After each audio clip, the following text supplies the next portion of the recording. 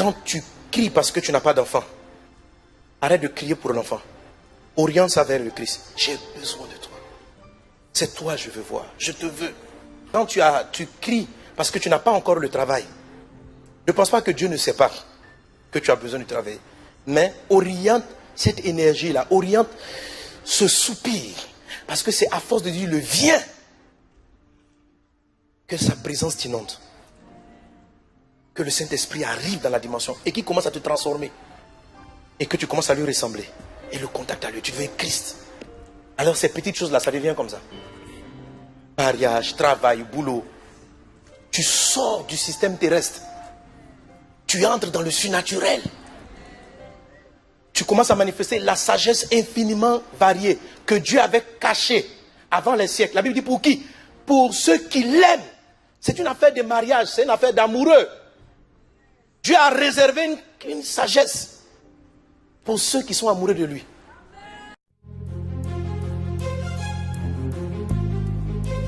Bonjour à tous, bienvenue sur Vie TV. Je voudrais simplement intervenir pour moins d'une minute, j'espère, pour vous encourager à regarder la vidéo qui va suivre. C'est un message puissant et ce qu'il y a de particulier, c'est que cette vidéo, ce message est le reflet de quelque chose que le Seigneur a déposé dans mon cœur il y a cela quelques temps. Et c'est d'ailleurs ce qui m'a poussé à partager la vidéo sur le célibat prolongé notamment. J'ai expliqué qu'en réalité, pour atteindre, pour obtenir toutes ces choses que nous voulons, le secret, c'est de se remplir de Dieu. Le secret, c'est d'embrasser Dieu, de le laisser s'installer dans notre vie.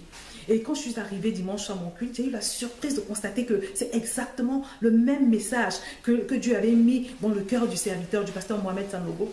Et je voudrais donc t'inviter à prendre le temps d'écouter ce message parce que son message est vraiment beaucoup plus approfondi, il est beaucoup plus détaillé. Et puis il parle aussi notamment du fait que souvent nos demandes traduisent une forme d'idolâtrie. C'est-à-dire parfois Dieu peut ne pas t'exaucer parce que simplement il se rend compte que cette chose que tu lui demandes a pris sa place sur le trône de ton cœur. C'est-à-dire que tu aimes tellement la chose que finalement Dieu arrive après. Et quand on est dans cette situation, malheureusement, Dieu ne peut pas nous exaucer. C'est un message qui est très profond, qui est très puissant. Prends le temps de l'écouter. Si tu es pressé et que tu n'as pas le temps tout de suite, je t'invite à cliquer en bas de la vidéo. Normalement, tu as un bouton plus qui te permet de pouvoir regarder la vidéo plus tard. Mais ne loupe pas cette opportunité de trouver la clé à ton problème. Donc, prends le temps de regarder cette vidéo du pasteur Mohamed Sanogo. Je te laisse la regarder et je te dis à très bientôt sur Vie TV. J'ai besoin de toi Seigneur, besoin de toi mon Dieu, besoin de toi seul, j'ai besoin de toi, j'ai tant besoin de toi. En Christ, il n'y a pas de limitation. Il n'y a pas la peur de ne pas avoir un travail. En Christ, il n'y a pas la crainte du lendemain. Christ, c'est ce que tu cherches. Christ, c'est ce dont tu as besoin. La Bible dit toute la création soupire. Mais les gens qui ne savent même pas qu'eux-mêmes ils sont en train de soupirer. L'esprit en toi soupire. Mais tu n'en es pas conscient. Tu n'en es pas conscient. Ton esprit soupire à cette dimension. Tout ce que tu lui amènes, il n'en a pas besoin. Il n'a pas besoin de ton mariage. Il n'a pas besoin de l'argent. Il n'a pas besoin d'un poste. Le soupir de l'être profond, c'est le Christ. La Bible appelle ça la soif. Il dit, jusqu'à ce que Christ soit formé en vous. Notez bien Romains 8. Le texte qu'on a lu, la Bible dit, la création soupire. Nous aussi qui avons les prémices de l'esprit, nous soupirons. Mais qu'est-ce qui va faire que les gens ne vont pas manifester le Christ? C'est parce qu'ils ne vont pas savoir répondre. La première des choses, au soupir. Ils vont aller chercher ailleurs. La première des choses qui va faire que tu ne vas pas devenir l'image de Christ, c'est que tu vas mal orienter ton besoin, le besoin de ta soif. Mon ami, tu as soif. Toute la création soupire, donc tu soupires. Tu as une création. Toute la création soupire. Et si tu dis non, moi je suis déjà chrétien, je suis rempli du Saint-Esprit, je ne soupire plus. La Bible dit, nous qui avons les prémices de l'esprit, ça veut dire les chrétiens spirituels, eux aussi ils soupirent. La création soupire, les népios soupirent, les charnels soupirent, les arbres soupirent, la mer soupire, elle est fatiguée d'être polluée, les lacs soupirent, tout le monde est fatigué, ils sont fatigués. Ils sont fatigués de Adam. Ils sont fatigués, le monde est fatigué. Ceux qui vont arrêter cela, c'est les fils qui laissent paraître Christ. Mais eux tous ont un trait important, c'est la soif. Mon ami, je t'informe que tu as soif. Mais la soif vient de quoi? Ce n'est pas la première fois que Jésus parle de cela. Et la Bible dit, en Jean chapitre 7, verset 37, ce n'est pas un hasard, c'est très volontaire de présenter la chose ainsi. Il est dit, le dernier jour, le grand jour de la fête, donc de tabernacle, Jésus se tenant debout, s'écria. Mes amis, si Jésus s'écrie, c'est que c'est trop important. Jésus n'a pas parlé doucement, il s'est écrié. Jésus s'écria. Qu'est-ce qu'il a, il a crié quoi? Si quelqu'un a... Apocalypse 22, 17. Si quelqu'un a... Qu'il vienne à moi. Qu'il boive. Celui qui croit en moi, des fleuves d'eau vive couleront de son sein. Comme dit l'Écriture. Pourquoi Jésus s'est écrié qu'il vienne à moi? Parce que beaucoup de gens, lorsqu'ils ont soif, ils vont ailleurs. Qu'il vienne à moi. Si quelqu'un a soif, il ne faut pas qu'il aille chercher à voir le chef de l'État. Si quelqu'un a soif, il ne faut pas qu'il se trompe de direction. Si quelqu'un a soif, il ne faut pas qu'il aille où ce n'est pas important. Viens à moi. Donc, Jésus n'a pas trop crié pour signaler la soif. Il s'était crié pour se faire entendre, pour que chacun choisisse la bonne direction. Pourquoi les gens ne vont pas manifester le Christ? Parce que face au soupir, ils vont chercher autre chose. Ils vont courir après autre chose. Lorsqu'on a soif, la seule personne capable de l'étancher, c'est le Christ. C'est l'époux. Vous voyez comment les femmes, quand elles sont pas mariées, elles soupirent au mari après le mariage. C'est ça, cette soif, mes soeurs, que vous avez. Les hommes, écoutez, les hommes courent moins après le mariage que les femmes. Ça, c'est, il faut l'admettre, c'est un constat. Vous voyez cette disposition? En fait, c'est tel que doit être le cœur du chrétien épouse. Je veux me marier. Je veux me marier. Ah, mon pasteur, depuis là, je ne suis pas marié. Cette soif-là. Toute la création soupire à ça. Mais la soif, ce n'est pas seulement ce texte qui en parle. Jean chapitre 4, Jésus rencontre une femme samaritaine. Il lui parle de la soif. Jésus rencontre une femme. Et il dit ceci à cette femme qui avait soif. Il dit à madame, la dame arrive, il dit, madame, si tu bois de cette eau, tu auras encore soif. Elle dit, ah, mais toi, tu ne peux pas me donner de l'eau. Et puis Jésus dit, si moi, je te donne de l'eau, tu n'auras plus jamais soif. Et ce qu'il dit, il dit, et cette eau, je te donnerai de l'eau vive, qui va grandir jusque dans la vie éternelle. Voilà ce qu'il dit exactement, de l'eau vive. Donc, ça c'est Jean 4, ça précède Jean 7. Donc Jésus déjà parle du Saint-Esprit ici. Il dit, je te donnerai de l'eau vive. Alors la femme dit, donne-moi de cette eau que je puisse boire. Jésus lui dit, va chercher ton mari. Mes amis, quelle est l'histoire du mariage dans cette affaire? La dame dit, je veux boire l'eau. Jésus ramène le sujet au mariage. Jésus dit, va chercher ton mari. Elle dit, ah, j'ai eu 5 maris. Elle dit, pardon, elle dit, je n'ai pas de mari. Jésus dit, tu as raison de dire que tu n'as pas de mari. Tu en as eu 5. Et tu es en train d'essayer un 6e. Il est en train de dire, madame, ton 6e ne va pas étancher ta soif. Quand il dit, si tu bois de cette eau, tu auras encore soif. Amen. Lorsqu'il a dit, si tu bois de cette eau, tu auras encore soif, il ne parlait pas de l'eau du puits. Parce que quand la dame dit, mais donne-moi une eau, Jésus n'a pas fait une prière pour dire, abracadabra, bien quelque chose, l'eau apparaît. Il n'a pas, la dame dit, donne-moi de cette eau. Le verset qui suit, va chercher ton mari. Donc le mariage, la quête de cette femme, a trouvé un mari. Elle a essayé 5 hommes. Elle n'avait pas étanché sa soif. Et elle était en train d'essayer un 6e quand elle rencontre Jésus. Et cela, Jésus lui dit, si tu bois de cette eau, il parlait du 6e. Tu crois que si tu bois de cette eau, tu auras encore soif. Mais si tu bois de l'eau que je te donne, tu n'auras plus jamais soif. Amen. En fait, Jésus est en train de dire quoi? Madame, tu cherches le mari, c'est moi le vrai époux. De quoi Jésus est en train de parler? Jésus est en train de dire que ce dont tu as besoin, c'est ton mariage avec Jésus. Qu'est-ce que tu as perdu? C'est la gloire. car tous ont péché, ont été privés de la gloire. La gloire d'un être ne s'obtient pleinement que lorsqu'on est marié avec lui.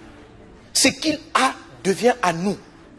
Mais on ne peut pas rentrer dans cette gloire. Et nous aspirons à cela. Mais la gloire prend différents visages pour nous. Certains pensent que c'est en ayant une promotion sociale. Écoute, Jésus dit, si tu bois de cette eau de la promotion, tu vas te rendre compte que tu soupires encore.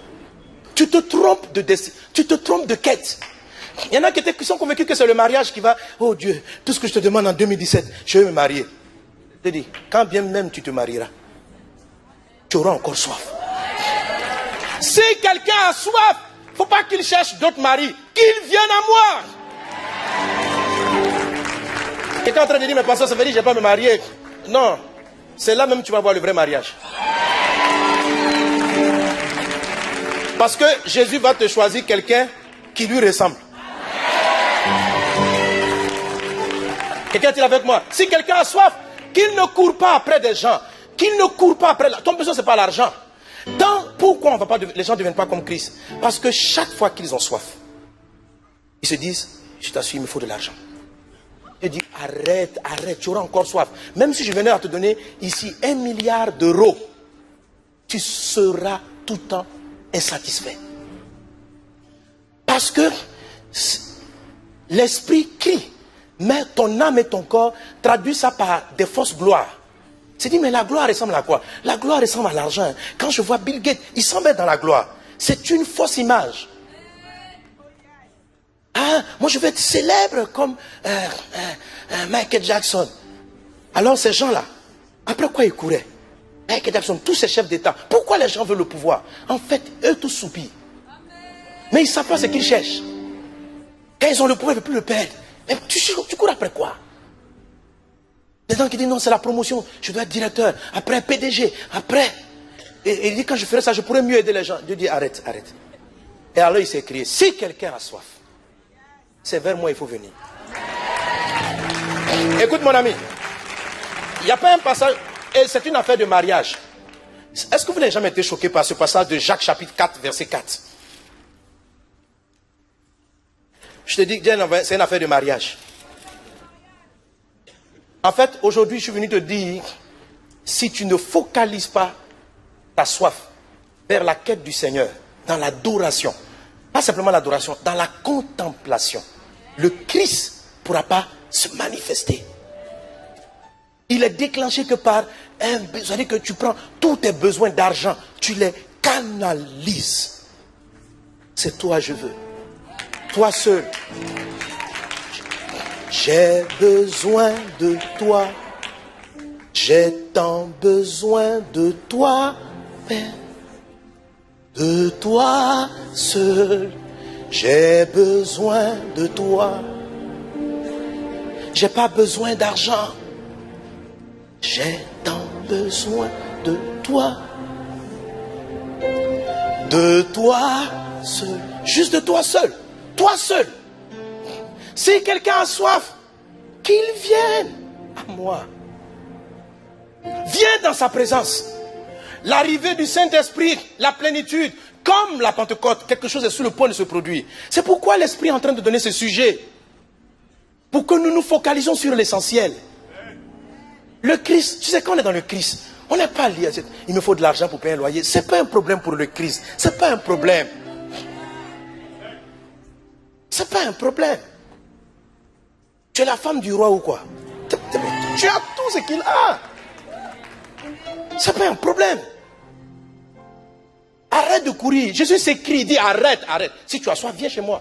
C'est moi qu'il faut chercher. Non, Seigneur, aide-moi à trouver le travail. Prie, Jésus, viens m'aider dans le nom de Jésus. Incline son cœur, que ce monsieur-là même, Dieu dit. Au lieu de venir à moi, tu veux te servir de moi pour obtenir ce qui ne va pas te rassasier. Tu veux te servir de moi pour obtenir ce qui ne va pas te désaltérer. Tu veux te servir de moi pour des consolations passagères. Tu crois que je suis juste venu pour te donner ton travail, ton boulot? Il y a plus que cela. Si moi tu m'as, si je suis à toi, tu n'auras plus jamais soif. Les autres soifs n'ont pas... Tu as soif de quoi? De la santé? Le Christ tombe pas malade. Je veux la santé. Je suis fatigué, papa. Mon corps est malade. Mais quand il va finir de te guérir, tu sais que tu auras une autre soif. Quand tu seras bien portant, tu sais que tu auras un autre besoin. Il dit, on résume, on bloque tout, ok? Arrête de courir partout. C'est moi dont tu as besoin. Regarde, quand je dis c'est une affaire de mariage, Jacques 4,4. Affiche-moi ça, s'il te plaît. Dis avec moi, adultère que vous êtes.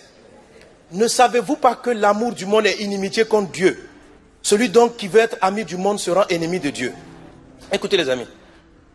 Pour moi, cette réprimande-là, dans ma logique, elle n'avait pas de raison d'être. Le mot plus juste, ça aurait dû être mondain que vous êtes. Jésus utilise le mot, la Bible utilise le mot adultère. Parler d'adultère, c'est parler de mariage. Les gens aiment le monde. Et la réprimande qu'il fait, il dit vous êtes des adultères. Vous m'avez trompé. C'est de la trahison. Le nom adultère s'utilise que dans le cadre du mariage. C'est lorsque quelqu'un qui est promis va courir après quelque chose d'autre. Il dit vous aimez le monde. Et quand, si vous remontez le texte, il dit plus tard, il dit c'est pourquoi vous n'êtes pas exaucés. Il dit vous priez, vous demandez mal. Vous demandez pour satisfaire vos passions. C'est pourquoi Dieu ne vous répond pas. Et puis il dit, vous êtes des adultères. Mais voilà l'adultère. Je veux une voiture, on dit adultère. Oui, c'est de l'adultère. À quel jour j'étais trahi? Mais pourquoi ce reproche d'adultère? Qu'est-ce que ça a à voir? Et c'est parce que toute la Bible est une affaire de mariage. Et que tu es destiné après le rachat. Donc, la soif aspire après ton époux. Si tu as soif d'une voiture, c'est l'adultère. Si tu as soif de marier quelqu'un, tu es un adultère. Ce n'est pas, ici on ne parle pas des païens. Le mot, ce n'est pas des païens. Ce n'est pas des gens qui vivent dans le péché. Ce sont des chrétiens. Jacques parle à des chrétiens. Il leur dit, vous êtes adultères. Vous êtes adultères parce que vous courez après des choses qui ne sont pas votre époux. Adultère. Moi, tout ce que je veux mes papiers, j'ai soif des papiers, adultère. Et qu'est-ce que j'ai fait? On dit adultère. Ah bon? Seigneur, regarde, depuis là, je n'arrive pas à avoir un enfant. Il me faut un enfant, sinon vraiment, ma vie n'a pas de sens. Adultère! Mais c'est toi qui as dit qu'on aura des enfants. Il faut me marier d'abord.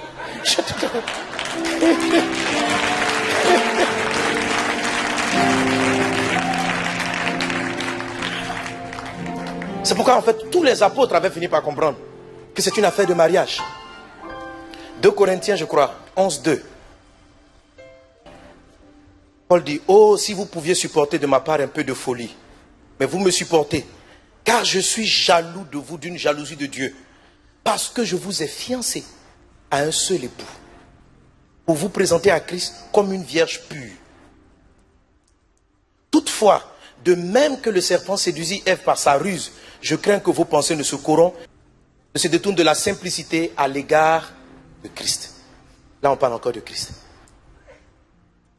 C'est une affaire de mariage. Je vous ai fiancé à un seul époux. Mais ne soyez pas comme Ève. Donc, la première des choses que tu peux retenir comme un obstacle de la manifestation de Christ, c'est de mal orienter la soif. Quand tu cries parce que tu n'as pas d'enfant, arrête de crier pour l'enfant. Oriente ça vers le Christ. J'ai besoin de toi. C'est toi je veux voir. Je te veux. Ok? Quand tu cries parce que tu n'as pas encore le travail, ne pense pas que Dieu ne sait pas que tu as besoin de travailler. Mais oriente cette énergie-là. Oriente ce soupir. Parce que c'est à force de dire le viens que sa présence t'inonde. Que le Saint-Esprit arrive dans la dimension et qu'il commence à te transformer. Et que tu commences à lui ressembler. Et le contact à lui, tu deviens Christ. Alors ces petites choses-là, ça devient comme ça. Mariage, travail, boulot. Tu sors du système terrestre. Tu entres dans le surnaturel. Tu commences à manifester la sagesse infiniment variée que Dieu avait cachée avant les siècles. La Bible dit pour qui? Pour ceux qui l'aiment. C'est une affaire de mariage, c'est une affaire d'amoureux. Dieu a réservé une sagesse pour ceux qui sont amoureux de lui. C'est en ce moment-là que ceux qui ont la soif vont commencer à sentir ce qu'on appelle la sagesse infiniment variée de Dieu. Quelles que soient les situations. une inventivité, une créativité. C'est là que l'église va rentrer. C'est pourquoi le monde attend ça. Des gens capables de créer à partir de rien. Des gens, et vous avez vu ça dans l'Ancien Testament, des gens comme Jacob qui résout un problème. On était en train de vouloir le tromper. On ne voulait pas le payer. Il a juste regardé les brebis. Il a compris un phénomène. Il a fait un système. Les brebis ont enfanté. C'est une sagesse. Des gens comme Daniel, Joseph. Mais la Bible dit leur gloire est petite comparée à celle qui vit. Mais elle, Dieu ne peut pas te la donner partiellement. Elle, c'est une personne. La sagesse, le bonheur, la paix, la joie, c'est quelqu'un. Ça s'appelle Christ. Ça s'appelle Christ. Arrête de chercher les parties. Prends Christ. Et il ne viendra que si tu lui dis avec l'esprit qui est en toi.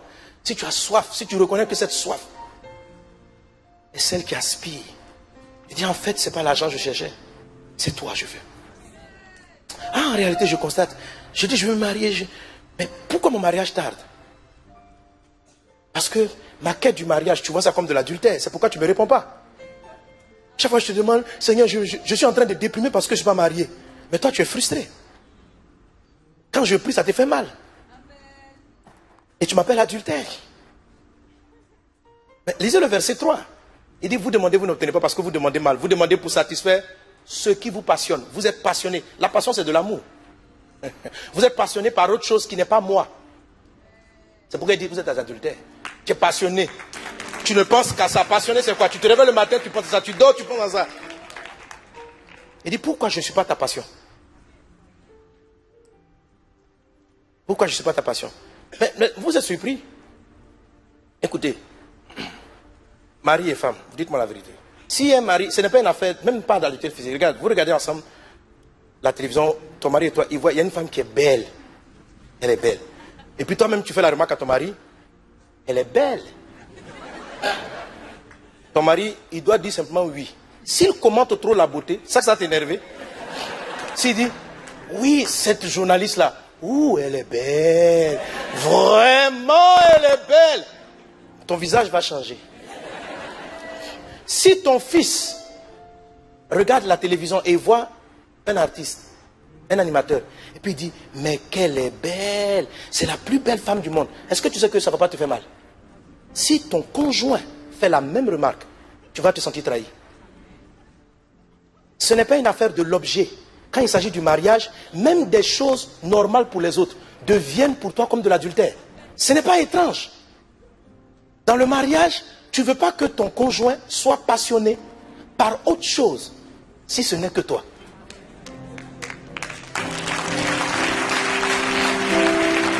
Amen. Si le mari est passionné de son téléphone, tu vas voir le téléphone comme une quoi là? Comme une rivale. Mais tu me dis jamais des petits mots, tu es toujours là-dessus. Si quelqu'un, ta femme, travaille, elle n'a pas le temps, même si c'est pour apporter l'argent à la maison, mais le temps d'intimité, si elle ne te le donne pas, tu vas percevoir le travail comme un rival. Donc le problème, ce n'est pas l'objet. Vous savez, quand on rentre dans la dimension de l'épouse, vous commencez par comprendre que les fils font des choses que les épouses ne peuvent pas faire. Pas parce que c'est péché.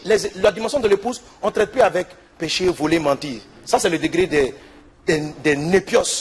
Après, on passe au niveau de Youos, mais au niveau de l'épouse, même ce qui est légitime, le cœur que tu lui donnes est déterminant pour créer des palabres dans le couple.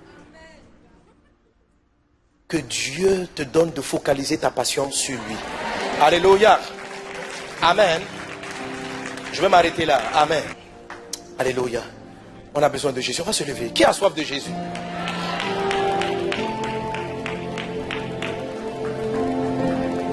Au premier culte, je suis passé rapidement là-dessus parce que je voulais parler d'autre chose. Mais le pasteur Yvan m'a demandé, il m'a dit, reviens sur la soif. Reviens sur la soif. La soif est la première des clés pour manifester Christ. On ne va pas donner Christ à des gens qui ne sont pas passionnés de Christ. Christ ne va pas se révéler à toi si tu n'es pas passionné. Parce que c'est une affaire du mariage. Je dis, mais Seigneur, c'est pas un peu égoïste, tu me vois moi seul. Tu ne veux même pas que je regarde d'autres choses. Si tu voulais rester au degré de fils, il n'y a pas de problème. Quand tu as un fils, tu peux chercher ce que tu veux. Et puis m'honorer en tant que papa, me respecter en tant que papa, m'admirer même en tant que papa. Mais quand on veut parler de mariage, la dimension d'être semblable, Là, c'est plus que être obéissant comme un fils obéit à son papa. C'est beaucoup plus que ça. Ça vient de l'amour, de la passion. Oh mon Dieu, j'ai tant besoin de toi, Père. De toi seul, j'ai besoin de toi. Besoin de toi, Jésus. Besoin de toi, Père. Oh mon Dieu, j'ai besoin de toi. Merci Seigneur Dieu. Élevons nos voix. Dis-le au Seigneur. Et mon frère, n'oublie pas que Jésus a écrit, si quelqu'un a soif, qu'il vienne à moi. Ne va pas ailleurs. Ne va pas ailleurs. Que juste sa présence, juste être semblable à lui, que ce soit ta quête. Oh, alléluia. Merci Seigneur Jésus. Mets la main sur le cœur, une main sur le cœur, lève l'autre main. Si comme moi tu as soif de Jésus, peut-être que tu es arrivé aujourd'hui dans ce lieu et avant cela tu n'étais pas un passionné de Jésus. Tu étais peut-être un passionné de football, un passionné de, je ne sais pas, d'autres choses. Aujourd'hui le Christ dit, cette soif, fixe-la vers moi. Oriente cette énergie, cette force. C'est de moi que tu as besoin. Alors si tu es d'accord avec moi, tu vas répéter cette prière après moi. Tu mets une main sur le cœur, tu lèves l'autre main. Elle est simple. Dis avec moi, Christ Jésus, j'ai soif de toi.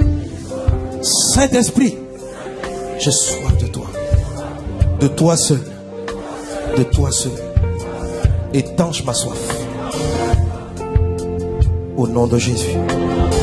Amen. Amen. On peut acclamer le Seigneur.